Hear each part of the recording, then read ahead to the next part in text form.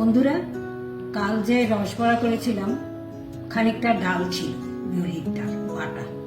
তা ভাবলাম ওটা দিয়ে কি আর করবো, এখানে আমরা গাজিয়াবাদে থাকি, গাজিয়াবাদে কিছুই পাওয়া যায় না বাঙালি জিনিস।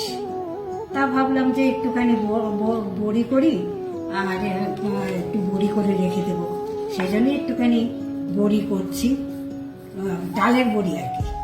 আর এটার মধ্যে করব এই বড়িটা দেওয়ার জন্য, সেই জন্য একটু সর্ষের তেল মাখিয়ে দিলাম, যাতে নাকি বড়িটা দেওয়ার পরে শুকিয়ে গেলে উঠে যায়, সেই জন্য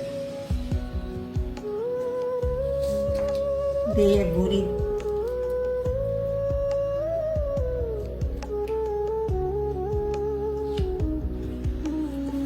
বেশি হবে না, অল্পই হবে, তবু শুক্তো টুক্তো করতে গেলে তো একটু বড়ি লাগে। বাঙালি আমরা, আমাদের তো একটু বাঙালিয়ানা খাওয়াই আমাদের অভ্যাস। এখানে বাঙালি জিনিস কিছুই পাওয়া যায় না,